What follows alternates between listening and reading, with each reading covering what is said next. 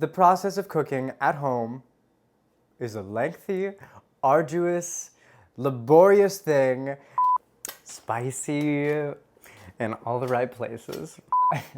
Don't touch that remote, we'll be right back. Hi y'all, welcome to FlamBaé. My name is Yanni. Today we're gonna be making fish tacos. If you like this video, shoot us a like. If you have a comment for this video, shoot us a comment. Thank you so much for watching FlamBaé. This is gonna be a salmon fish taco. Fish tacos, I mean immediately, like summer, heat, sitting on the beach. Those are like images and words that come to mind when I think of fish tacos. Oftentimes, these fish tacos are battered and fried. Today I wanted to go with like a little bit of a healthier alternative. I'm gonna be using the same crispy skin salmon that I used in this video over here. Feel free to click there if you need some direction on how to pan sear a salmon. We're gonna have our crispy skin salmon. We are going to use some beautiful red radishes. We're gonna make some pickled shallots, a little bit of cilantro, some avocado in there, and we're gonna top it off with spicy mayo.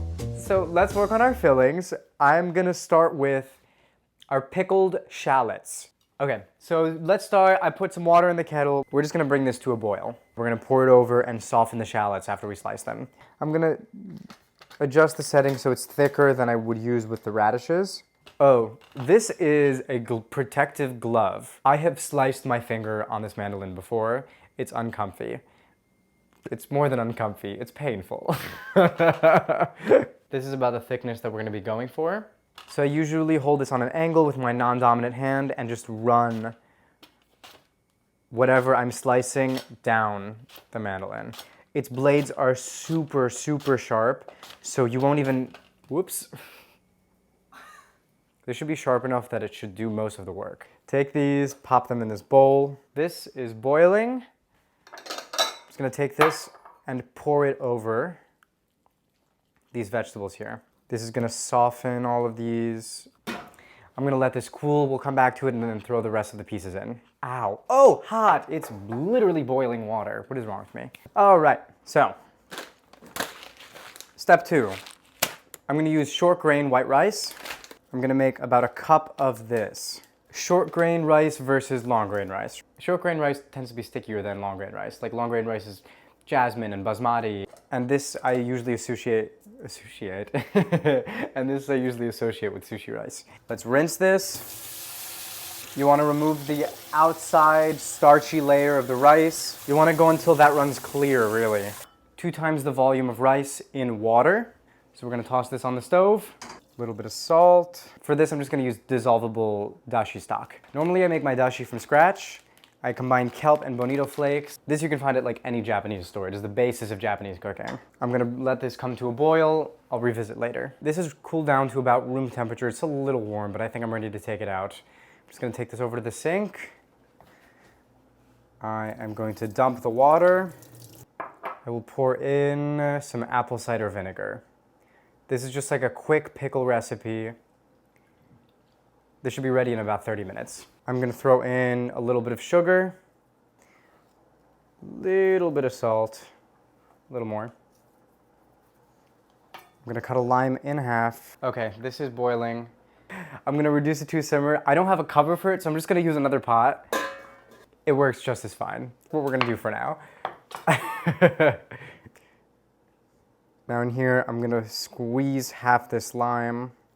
I feel like I'm a WWE wrestler. This is super lime. Did anything even go in here? I mean, it's just like vinegar. It's straight up vinegar. I'm not gonna be drinking that juice anytime soon.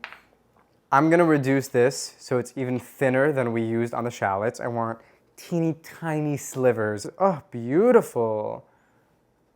It almost curls. It's so delicate. And to my mandolin friend, I bid you adieu. Thank you for the service you've provided us today. Fast and skinny slicing. When I have herbs like this, I usually try to roll them.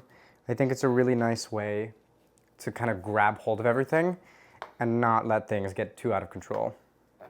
So when you lift these up after you've sliced them, and if you were to see on my cutting board like green juices, it means all the flavor would have seeped out after being crushed. But We sliced them very nicely. Timer just went off for the rice. Oh my goodness, that smells absolutely incredible. Just gonna fluff it up a bit. All right, let's make a little saucy sauce. We're gonna make a spicy mayo for this. A spicy mayo for this. Gonna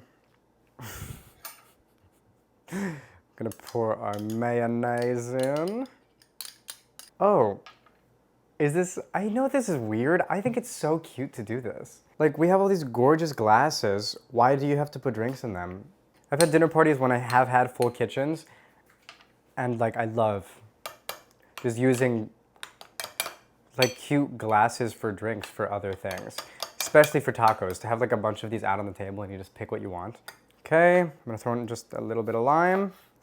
Yeah, rolling the lime before you use it kind of breaks up the pulp membrane, duh. Come on. Ooh, that is so good. I've never put lime in this before.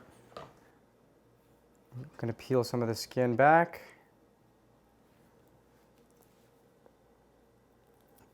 I feel like I'm performing surgery on an avocado. We've gone too far, we've cut the left ventricle.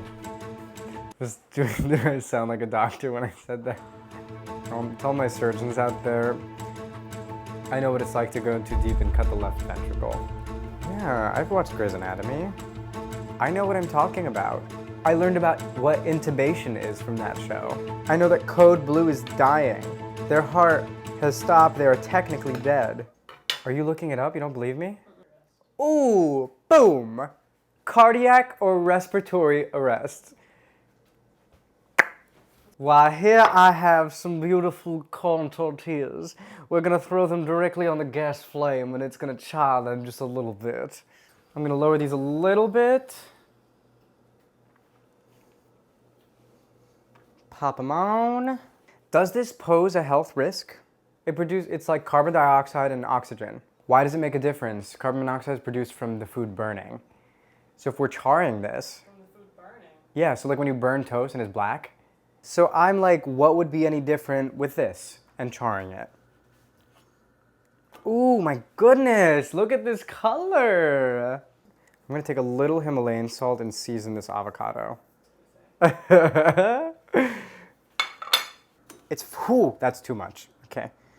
That's too much, that's too on fire. Like I said charred, but that was burnt to a crisp. You have something against crisp? Toss it on here. Let's see how this is. Ooh, gorgeous. Look at that color. Sticky. Perfect. This is a wonderful consistency.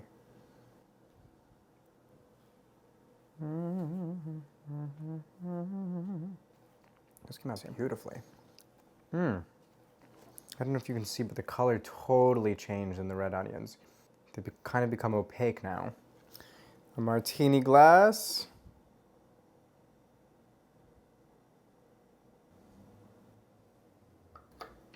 If you don't like cilantro, if you're one of those people who are biologically engineered to think it tastes like soap, don't put cilantro in.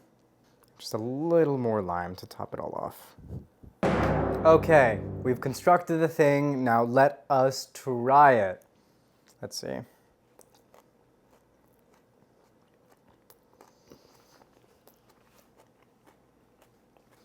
Spicy mayo, radishes, the cilantro, the fish, the avocado all blend together really nicely. I think the rice adds beautiful subtlety to the dish. Yeah, in the past when I've made this, I've used white vinegar instead of apple cider vinegar. I don't like this change. I don't like it. I would totally go back to the white vinegar. Okay, you know, there are things to work on always. If you don't like certain things in your dish, that's okay. Roll them back, make it again next time, you improve. As with all recipes, take what you like and just leave the rest, that's fine. Your feedback and letting me know what you liked, what you want to see more of, that's really, really important to me. I'd love to hear back from you guys. My name is Yanni, and thank you so much for watching FlamBaé. I'm sideways, I'm the Leaning Tower of Pisa. Well, let me put the apron on. It's Brooks Brothers. So I'm not gonna get this dirty. I should probably change my shirt. Should I dress poorly for on camera? shoot us a like, shoot us a comment. Watch some of my other videos.